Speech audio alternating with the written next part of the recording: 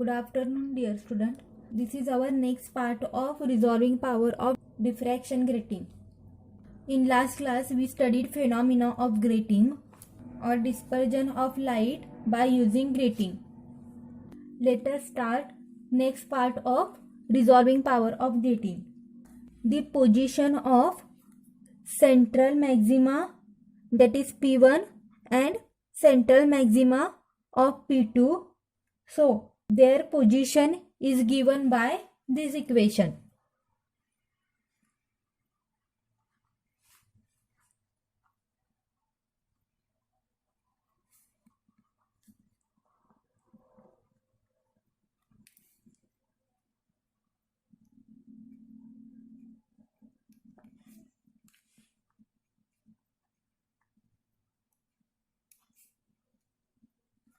In last lecture also we see that the position of this maxima or minima is denoted by this equation.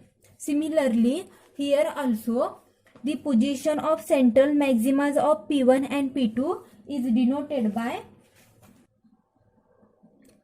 A plus B into sine theta n is equal to n lambda. General equation is A sine alpha is equal to lambda. Here A is width of slit, but here we use grating, so we take A plus B, which is a grating element. Sine theta n is a angle between direct ray and wavelength lambda.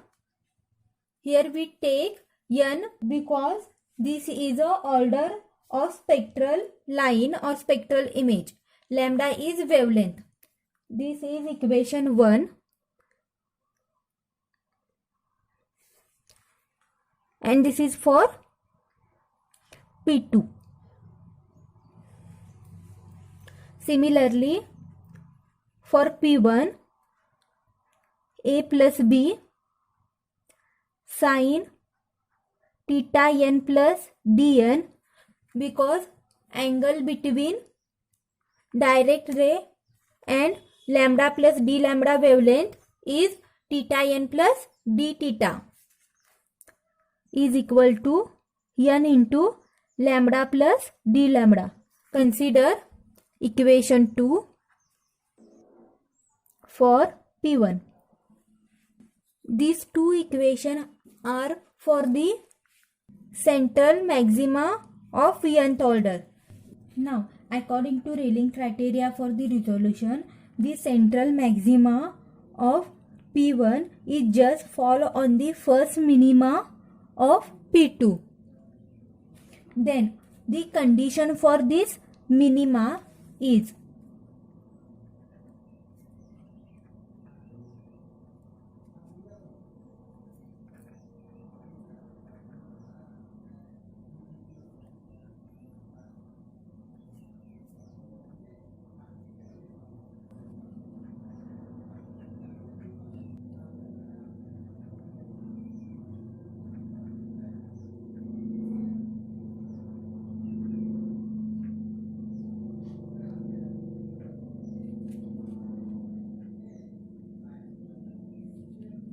consider this is equation 3.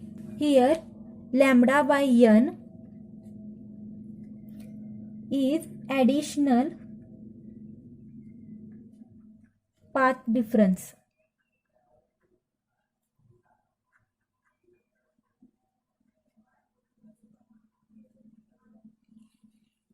Here n is number of lines on the grating surface. Now compare this equation 2 and 3.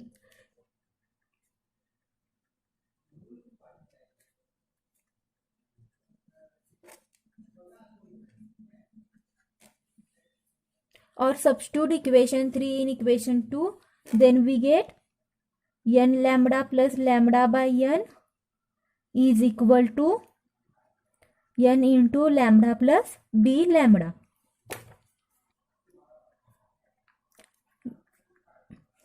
Simplify this equation.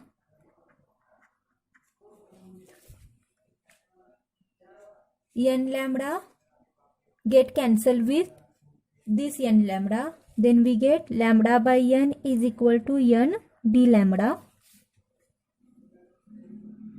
Now simplify this equation.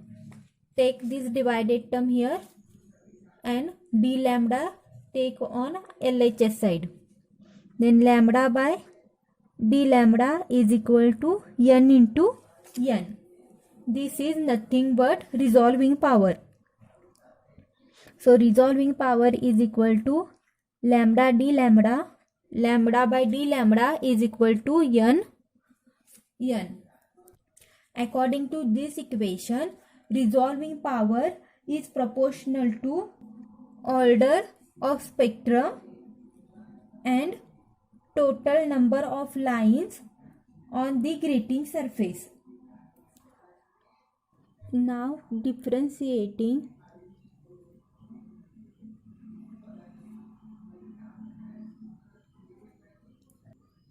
equation 1 with respect to lambda, then we get, if we differentiate this, then n is constant, so take outside n. D lambda by d lambda is equal to 1, so we get n only.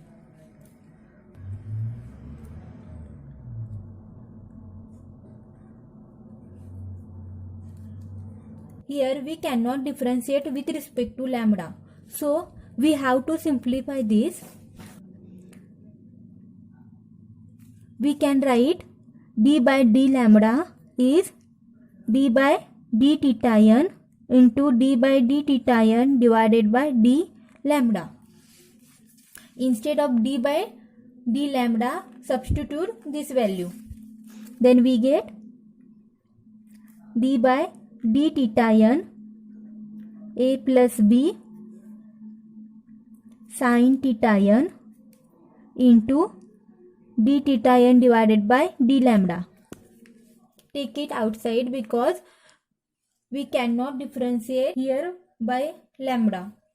If we differentiate theta n, here a plus b is constant because this is grating element. So take a plus b outside. Then d theta n into sin theta n. If we differentiate sin theta n, we get, if we differentiate sin theta n, then we get cos theta n. So instead of this value, substitute a plus b cos theta n into d theta n by d lambda is equal to n. Now take this term on RHS side, so this multiple term become divided to n. We get theta n by d lambda is equal to n divided by a plus b cos theta n. This is nothing but dispersive power. Consider this is equation 4. Now substitute 1 by a plus b is equal to n dash. We get dispersive power is equal to d theta n by d lambda is equal to n into n dash cos theta n. Here dispersive power is depend on n dash and resolving power is depend on n. This is a resolving power. By using this formula, we find the resolving power of diffraction grating.